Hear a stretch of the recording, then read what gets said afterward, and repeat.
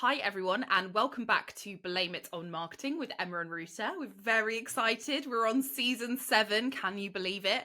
And today we are going to be talking about social media drama. Oh, the joys. And we are joined by, I feel like, I don't know how to introduce you, Liam, because I feel like we're basically related. So here's Liam. Please introduce yourself to everyone. Hi, I'm Liam. I'm Emma's adopted brother.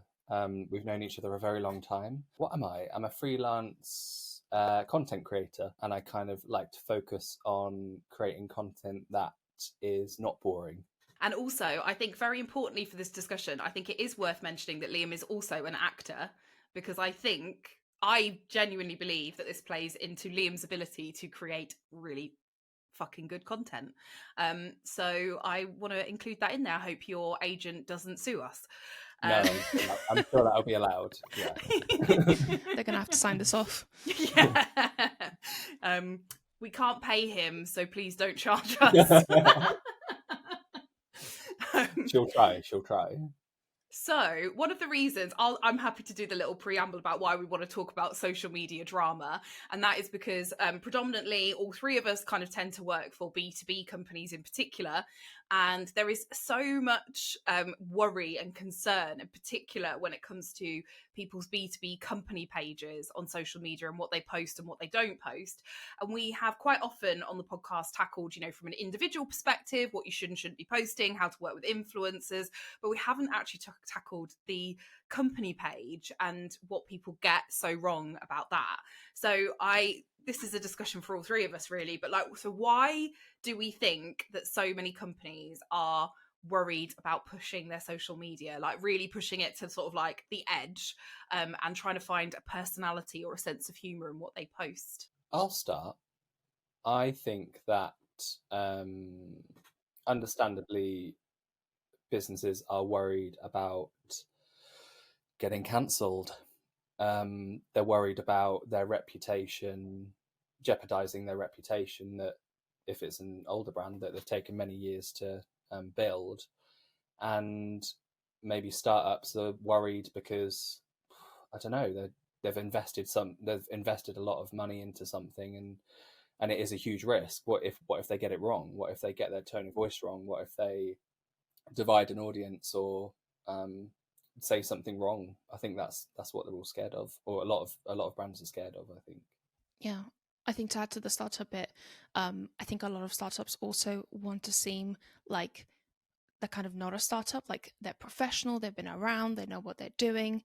So kind of also pushing that tone of voice and being more even personable. It doesn't even have to be like funny or whatever, just sounding more like real human beings. They kind of stay away from, because they want to make sure that they look good and like professional, like they've been around for ages. I think that's important, that word professional. Like the word professional, even for me, like I probably would assume that professional means being very straight laced, very businessy, very shirt and tie, very polite, always positive, um, and kind of like lacking a bit of soul, a bit of who you are. And so I think maybe that's where some brands go wrong. They try and fit into that version of being professional, but times have changed. Like the way we work, the way we speak to each other in work, is very different now. Very different now. It's so true. Like, what does professional even mean anymore?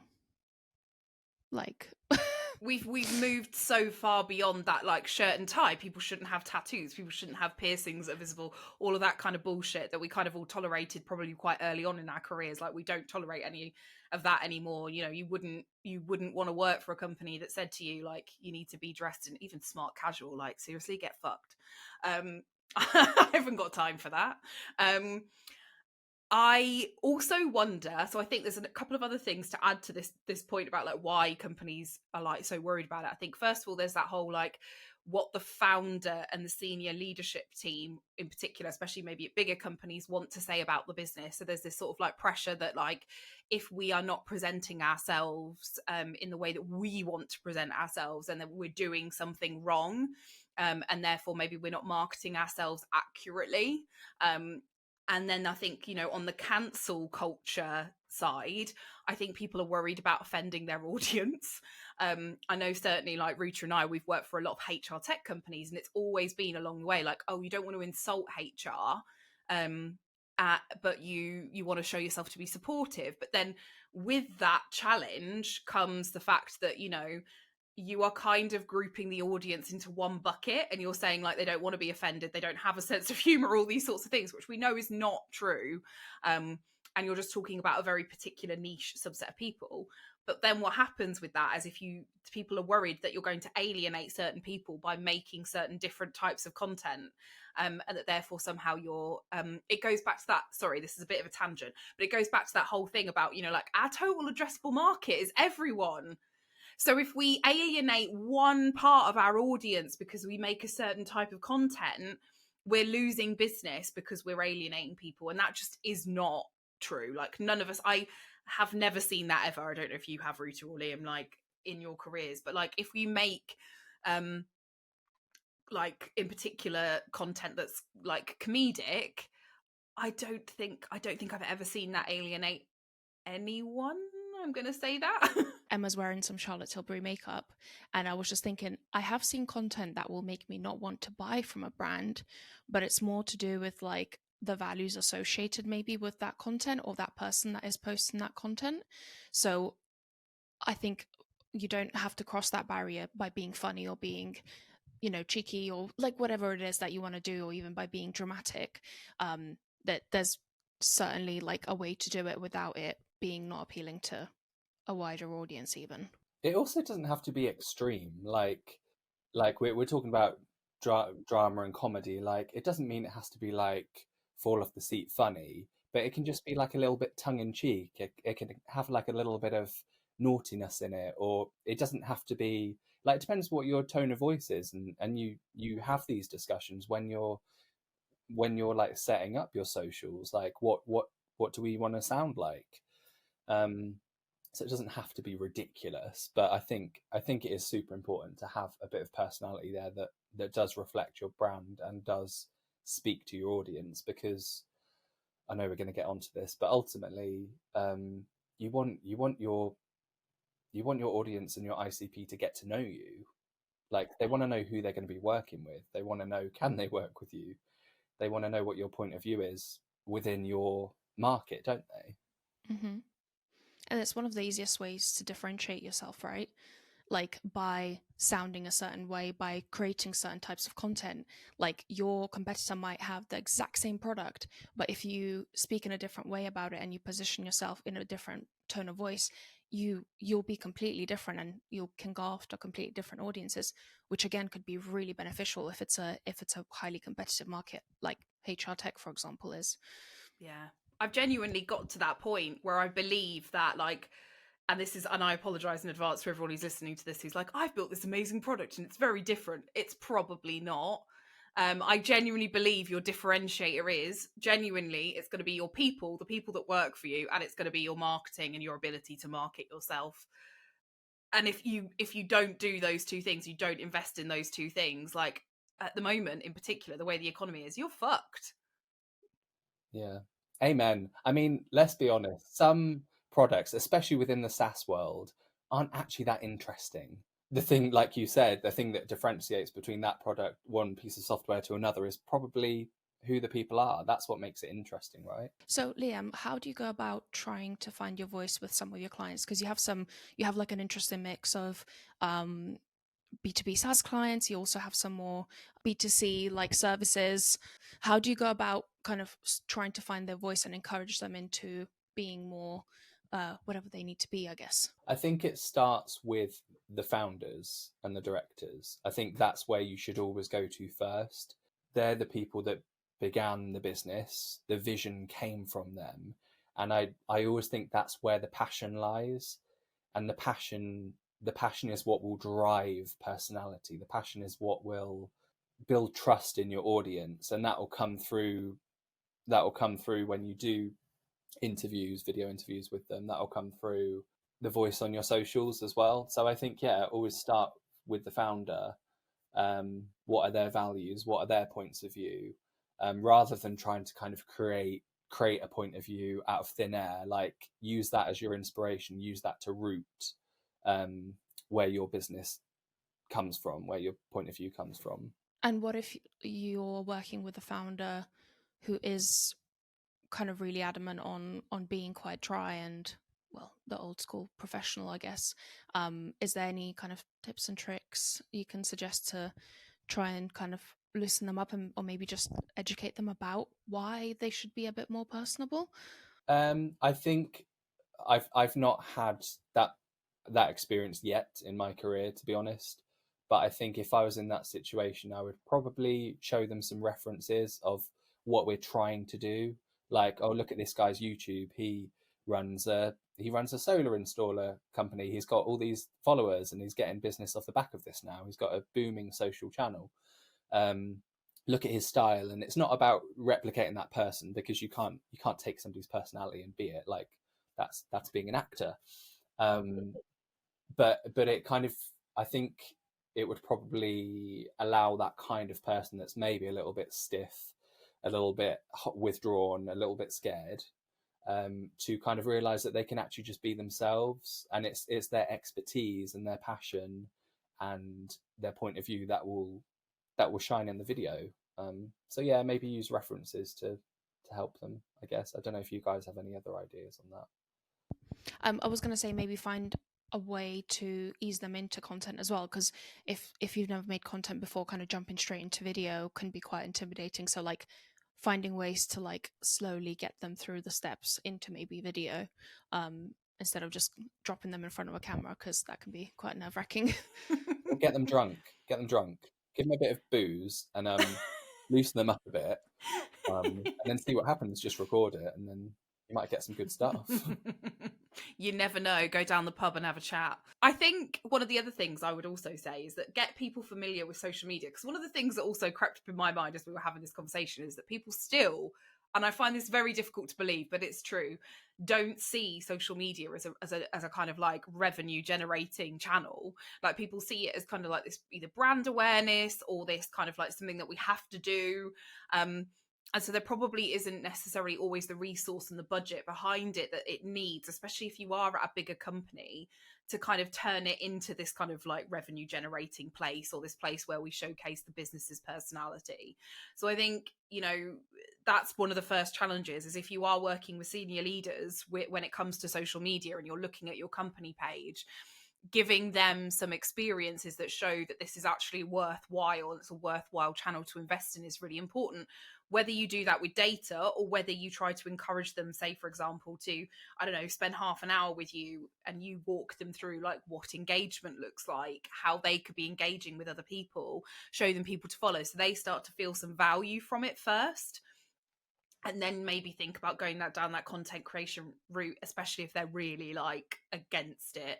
And I think that is probably one of the biggest challenges that people see when it comes to like the content creation side of things as well, is that they think it's easy. We're going to get onto this in a bit, but it's really, really not. And that's why people do it as a job. But one of the things I'm really interested in is like, why in the first place would you, and we see this, there are lots of really good examples of B2B brands that do inject personality and humor and all those other good things into their social media company pages.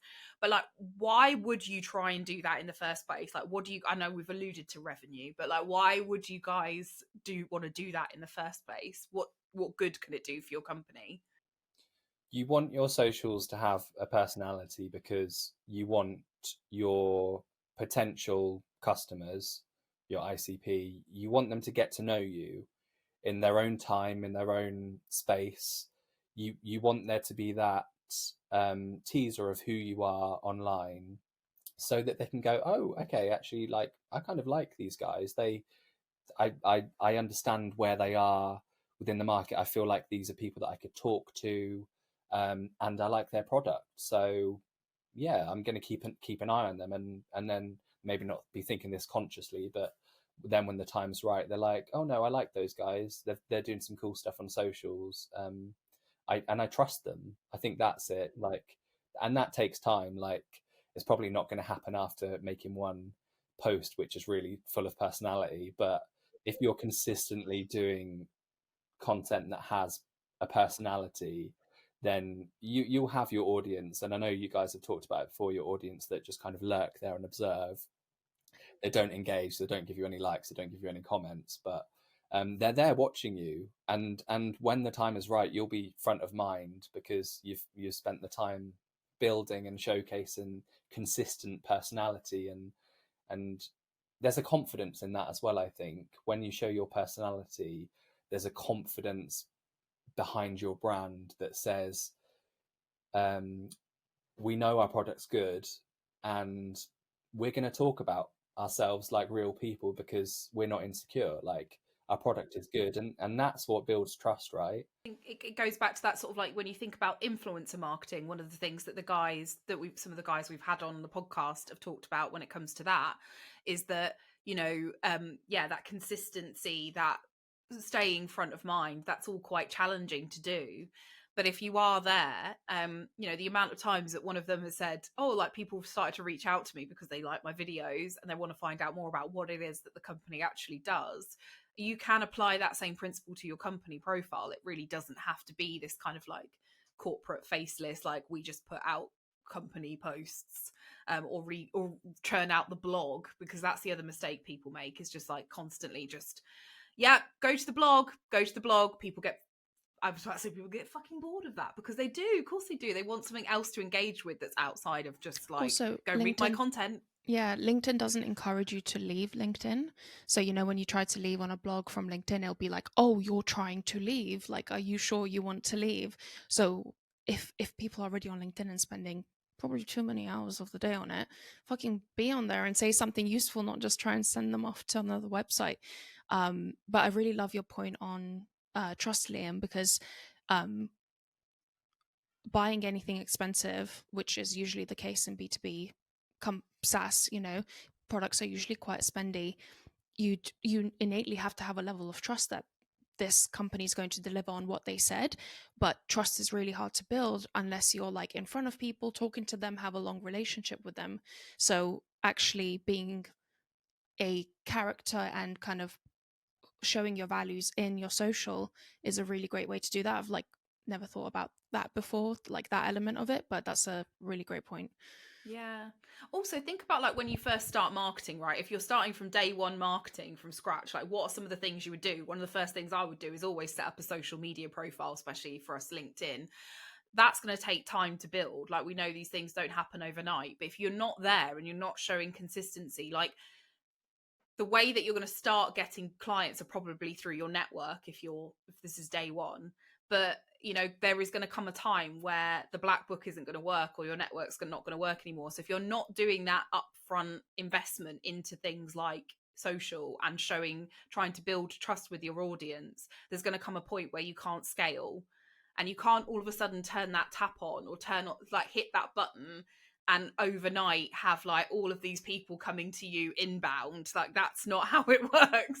So if you don't do that trust building, traffic building exercises in the background, you're basically, we've said it so many times, you're sleepwalking into a situation where you're not going to have any pipeline at some point. Yeah. And there's always stuff to talk about, even if the product isn't ready. Like with Lava Metrics, the product isn't ready, but we know where we're going. We can share what's happening, and then we can talk about the general ethos of what we're trying to do and share lots of information about that. So don't be worried if maybe like you're not quite ready.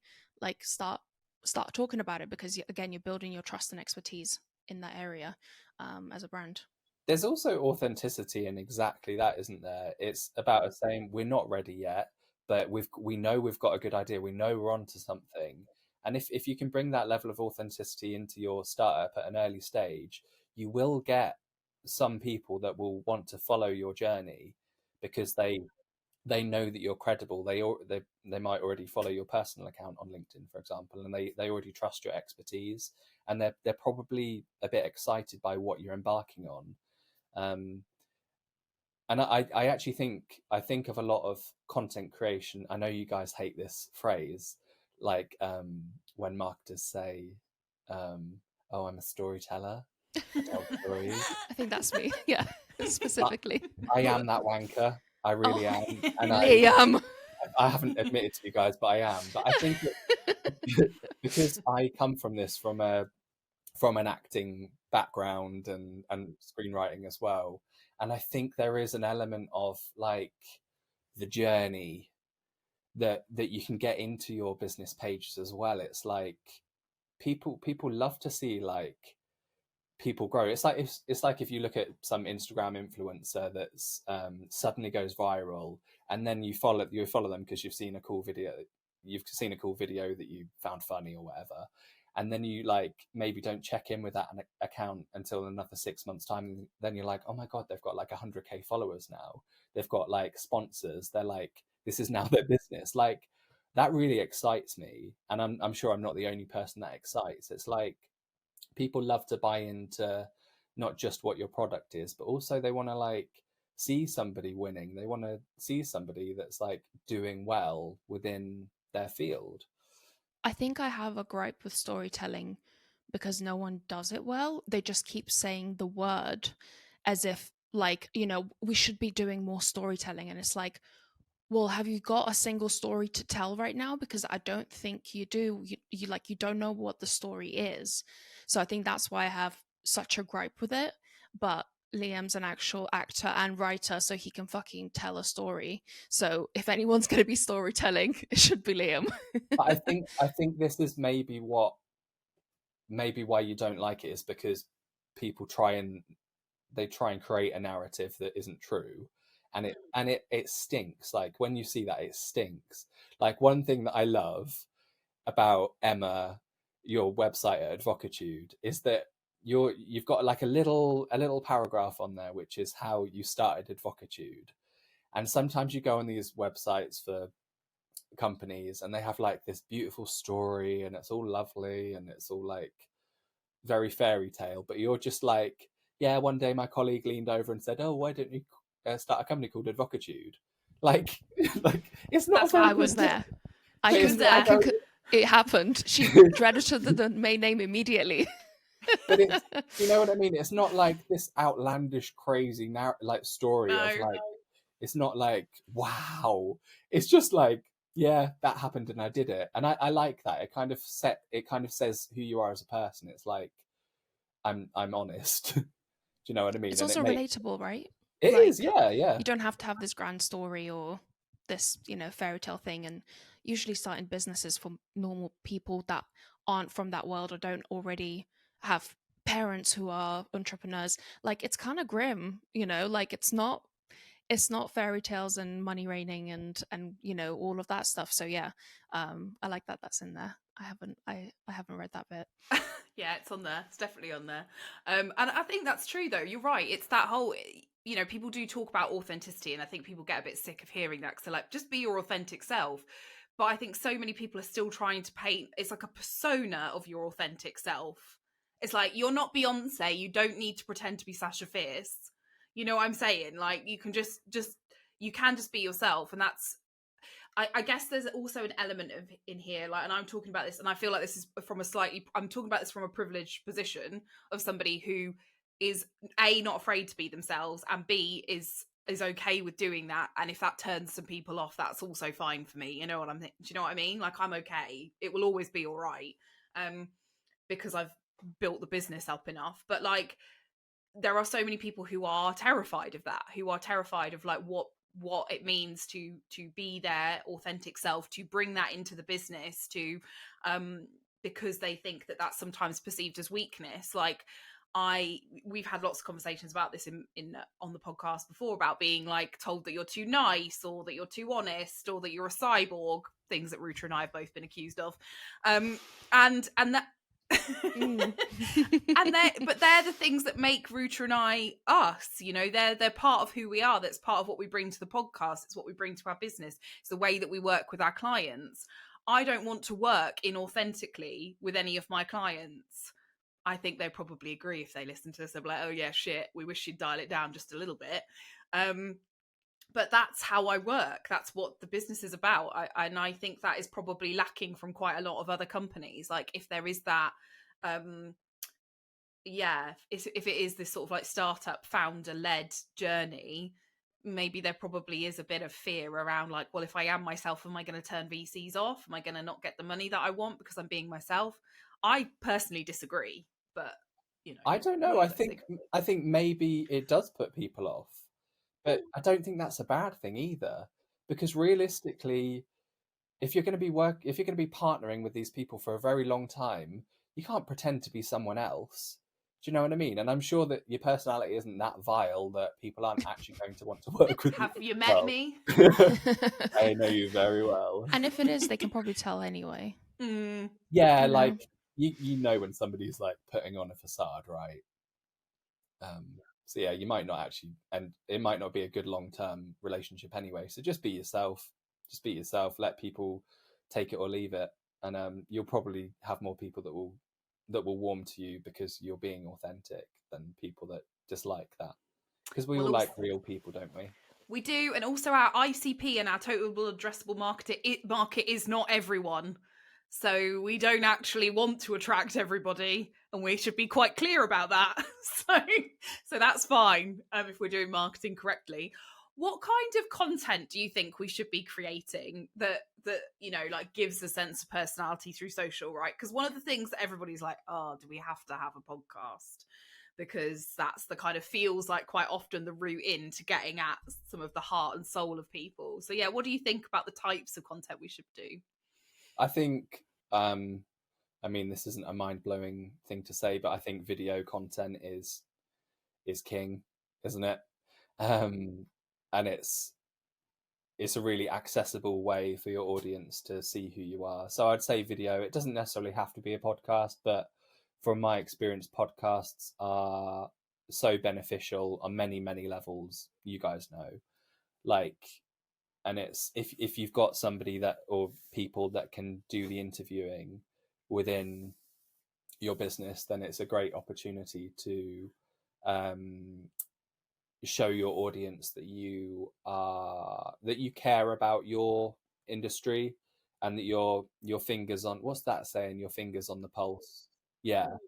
um and it's also a great excuse to talk to people that you might not otherwise talk to. It gets rid of the awkwardness of I really want to talk to that person but I don't know how to approach them. You have a real purpose to go and approach these people that you might otherwise be intimidated by or might not know how to approach. Um, so I am a big advocate of podcasts, and from a content creator's point of view, like the clients of mine that have podcasts, um, it does like 60% of the work for me because I don't have to create a point of view that comes through in the interviews from the podcasts, and then I can chop them up into many, many different little small pieces of content that I can chuck out on socials. And yeah, I'm a big advocate for podcasts, but it doesn't have to be a podcast. Just like start with doing interviews with your founder, maybe, or quick fire questions with your founder, or with your team, or with your customers. Yeah. Speaking of quick and dirty, what are your thoughts on kind of high budget, not even high budget, like high polish, high planning content versus, you know, the more quick and dirty stuff that you can just record, chop the ends up basically and get online? There's no need for high budget stuff. Like the timeline of, or the lifespan of your social content, it's a waste of money. Like, unless you're Stephen Bartlett and you've got like millions of followers already and you can actually afford it, like, don't waste your money on high high quality stuff. Like, doing this kind of remote podcast is absolutely fine if you've got people who know what they're talking about, that have a bit of personality, and it's a good conversation, and that's enough. Obviously you should pay someone like me to edit it so that it's actually readable and you've not got loads of gaps, and it's your audience aren't wasting loads of time just listening to guff. But no, it doesn't have. You don't have to spend loads of money doing a podcast. That's the beauty of where we are now within this digital world. Like, you can actually create a lot of content for very little money. It's a beautiful thing, I think. There is a time for that high budget content, isn't there? There's a time and a place for it and a certain purpose. We did another video content episode with someone, and with Chris the OG Chris Walker. And so if you want to find out about where that high production value will get you the most bang for your buck, go back and listen to that episode. But definitely for social in particular, quick and dirty is good, because like you say, the lifespan is not there. Like, I get so with people who are like, it's not on brand, we can't possibly post that clip because it's not on brand, or you used a bit of free software or whatever you did to get the piece of video content. But also, you know, it's like, well, actually, we recorded this yesterday and I put the socials out today, like the same day, because I was able to do it quick and dirty. That is actually better than making sure it's completely on brand and that it's in your font and that it's got your logo on it. Like, at the end of the day, your audience don't give a shit and don't notice that stuff. I don't know if you guys feel the same, but I certainly don't. I certainly would never look at something that, like, say, HubSpot, the gods of marketing, put out and go, oh, it hasn't got a HubSpot logo on it. I couldn't possibly click on that. That's a slightly wrong orange for HubSpot. Generally, Interesting. I think those things are nice to have things, and I do like it when something is a little bit branded, but ultimately it shouldn't be the priority when you're creating your content. The value lies in what people are actually talking about and their expertise. Like, it's those things are just like candy floss around the edge. I've seen a couple of posts on LinkedIn that are not video, because I find videos really hard to fuck up because you can just post a video, right? You don't even need to brand it, it'll still look good. But I've seen a couple of like graphics posts where I'm just like, are you making this with like word art? So where it's like really bad, it's bad, but everything else is pretty much fine. You know, like if it's really, really awful and like looks literally like you're on word art, or like you've quite literally just ripped off a really bad Canva template and just changed 3 words, maybe, but everything else is kind of totally passable and fine. Like there's a very small amount of really bad that you can achieve, and I think most of us have the skill to not even venture into that anymore now with all the tools we have. All the brand people will shoot me, but focus on the value that the piece of content is bringing first, and the brand is second. Like, and hopefully, if you get the value right, that should be your brand anyway. So, yeah. And brands change and polish and want to do new stuff over time. So like, it's never going to be like, oh, you're not on brand standards. It's like, well, the brand's moving, times are like, we're meant to be evolving, not just like, you know, worrying about what roundedness the corner is of a box. Like, you know what I mean? Mm-hmm. The volume of content that we also need to produce. I think I'm really keen to talk about the production part of this content, because I think that's also something that people get wrong. So just because we're calling it quick and dirty content does not mean we mean quick and dirty necessarily. So I want to talk about that with you guys, because I'm talking about the fact that we did a podcast recording in the morning and we can get the socials out in the afternoon. If we have the time to do that and the skills to do that. So I think those two are really important. Like, people need to value the skills that it takes to be able to edit like this. Like, Liam, you are, in my mind, the master of the hilarious, dramatic video. Like, I have never seen anyone, and I know you're like my bestie, and I'm not blowing smoke up your ass, but I honestly, I don't know anyone else who can do this shit. Like, I just don't. It's so funny what you do for your clients. But I think people need to understand that, like, with that comes, it's not even just about the video editing, is it? It's about the skill set you've got that allows you to be able to find the comedy in those clips, because sometimes they're not funny, are they? And you kind of make them funny. Yeah, I thank you for saying that. It's very kind, and I do agree. I'm very good at that. No, I do think that's probably something that I want to keep focusing on, and probably an area of, I know we've had this conversation off camera before, but it's something that I definitely want to go into more. And it's producing, basically. It's what I do is I produce stuff, and you give me the video content, and I'll turn it into something that's quick, engaging, has some real like levels of drama and humor. And I think also that's something that AI can't replicate yet, and probably, touch wood, I hope not, because it's where I plan on growing my marketing career. Something that AI probably can't replicate, because that comes from, like, the skill of editing like that really comes from the belly. It's not something that comes from anything technical. It's about recognizing those small human moments that like I can piece together and create like Make Create a a story. story. Oh, Yeah. snap! Snap! Are you on board with the storytelling thing? I'm so now? on board with you doing it. You could That's With you storytell doing perfect. all it, day, only yeah, you. as long as it's you. Yeah. Yeah, and you were like, you know, like I can edit, but I can't edit how you make stuff. Like I can't chop something up and then make into this whole other narrative with like zoom in, zoom out. It's like when I watch Liam stuff, I'm like, oh my god, I totally get it. Like, and it you see how it was made, but I'm like, there's no way I could fucking replicate that. Like, just can't. Not what I I do. can't, and I'll hold my hands up to this. I'm not a technical kind of person. Like I do my teasers on iMovie. Like I don't use any fancy software that I have to pay for. Um, and I really respect the people that can do like motion graphics and stuff like that, and like create their own captions and aren't reliant on software to do that. Like that's a really cool skill set to have, and one day I would eventually like to be able to do that as well, because then I can marry those two kind of instinct with technique, and I think that's a really cool thing to have as well.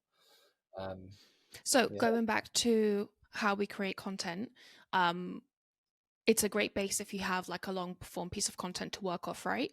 But let's say like a podcast, for example, because then you can go in and find the bits you want and make stuff out of it. Let's say we don't have that.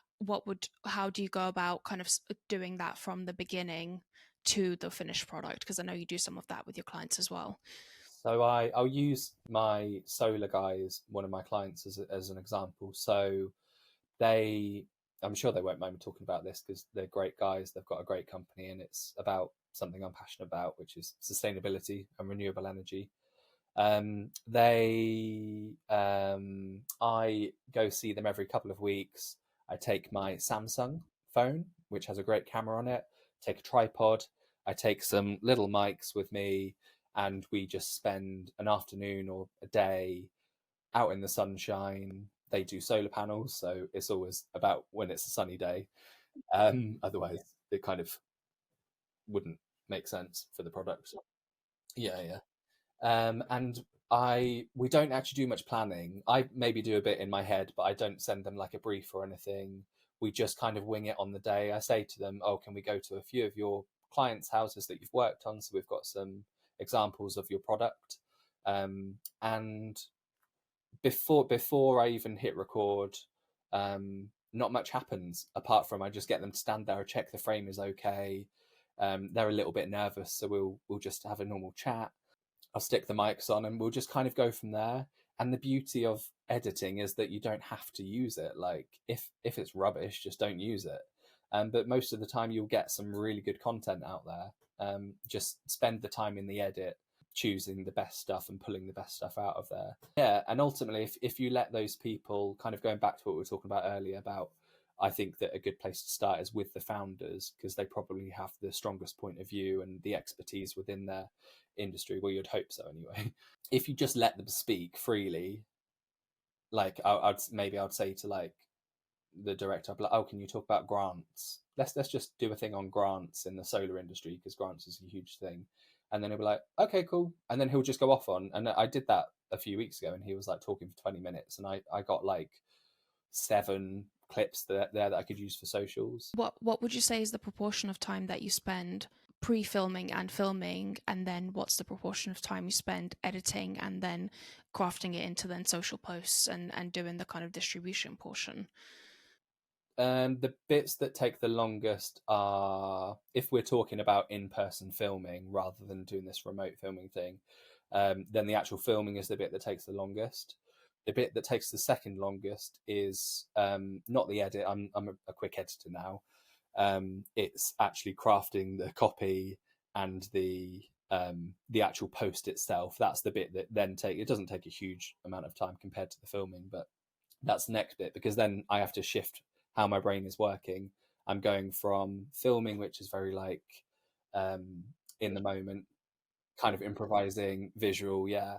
Then I've gone from editing, which is very I edit as I go, so it's like getting rid of the pauses, getting rid of the ums, all that kind of stuff, pulling out the good bits. Then I usually take a break from it and just kind of leave it alone for a bit. And then I'm like, okay, right, how am I going to work this into a campaign? I've got maybe 5 videos there. Let's space these out over a couple of weeks. And then the long bit is then putting the copy in there, the call to actions and all that kind of stuff, and scheduling it. What one quick question that springs to mind, because Rucha and I have worked with a couple of people who've been like mega anxious about filming, and therefore they want to be mega prepared, like to the point where they kind of want to be on script, which then kind of goes against that sort of like improvisation. Some people are really not comfortable with that sort of stuff. What would you do for those sorts of people? Are you kind of, do you feel like it's acceptable? I'm not saying it's not acceptable to prepare, of course it is, but with someone who wants to be a bit more on script, how would you handle that? Oh, it's a tough one, because I like you said earlier, like you're very confident, and you're confident in who you are and your personality, so you're not afraid of your point of view coming across. I am the same in the sense that I'm an actor, so I'm confident in front of the camera most of the time. I don't need a script, but a script is great. So I find it hard to empathize with those people.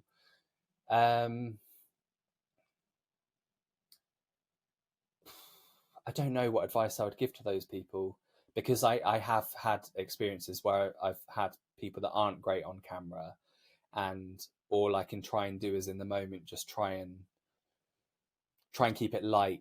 This isn't life or death. If it doesn't work, it doesn't work. We just won't use it. What I think, in fact, one example that I can give you is one that I have tried, is where the person that I was doing the video content with was very nervous. What they were saying was absolutely fine, but visually you could tell that they were cacking their pants. So what I ended up doing, and I told them this in the moment, I said, listen, if it looks like you're really uncomfortable, then we just won't use the video. We'll use your voice, and I'll stick it under a load of other videos which are to do with what you're talking about. So that's a really very specific example of how I've overcome that. I don't know if you guys got any experience of working with people that aren't comfortable on camera. Yeah, we usually let people prep, right? So we'll give them stuff to think about at least beforehand, so they can get their thoughts together on different subjects. And then a great comforting method is obviously telling them, like, we will edit this. If you say something wrong, start over again. Like, you don't have to do like a one pass perfect, like speech. This, like, we're all good. We can edit and play around, and have a couple of takes as well. You usually get more comfortable talking about something the more you kind of repeat it. So I think those things. What about you, Ems? Yeah, I agree. I also do think there is a lot to be said for the person either asking the questions or hosting. So, like, for example, if you know you've got someone nervous, you probably do want someone like us who has quite a lot of experience with hosting stuff and asking questions and interviewing people to make that person feel at ease. I saw that actually because we did this, one of my clients did this massive event, and we decided to hire a Channel 4 presenter who was fabulous. She was amazing. And so she was interviewing quite a lot of the people, and obviously this is not for video content, this was for a live event, but because she was making people feel so at ease, people were just answering the questions really naturally, so it didn't feel like very stilted, because there were people backstage who were really crapping their pants, hadn't been out on a stage before, hadn't spoken in front of that many people before. And so I think there is a lot of value in making sure that the person who's asking the questions, who's managing the production aspects of it, is like a really kind of gentle, comforting person. Like, one of the nice things about you, Liam, is that you are like that and you're really non-judgmental, whereas I think sometimes if people have got a booked camera crew, there's quite a lot of pressure Oh God, yeah. on Oh, someone. I've been there. Jeez, Mm-hmm. like from an acting point of view, I've turned up Yeah. on set. I am the single actor there for the shoot, and there's 30 crew. They all know who I am already. I've never met these people in my life, and the pressure is insane. Like, your heart is racing, and yeah, I guess I can empathize with those people, maybe, that even if it's a smaller project, how that actually feels. But no, I think the points that you guys made, I probably do anyway, but I take it for granted that that's You're how. just doing it Naturally do them. naturally. Yeah. I'm just Yeah. because I'm We just such a warm, friendly person. person. Yeah. I mean, we've had it though, haven't we, Ruta? Because you and I are very much like, oh, come on, let's just get on with it, let's just do it. And we have, throughout our career, had people who've been like, no, and we're like, oh, right, I wasn't expecting that, and maybe not. I will be honest, we'll hold our hands up, maybe not handled that in the right way at the time. Well, thank you, Liam, so much for coming on. If anyone needs Liam's incredible production skills, reach out to him. His details will be down below in the descriptions, etc., etc. And yeah, thank you for joining us, and we will see you on the next episode.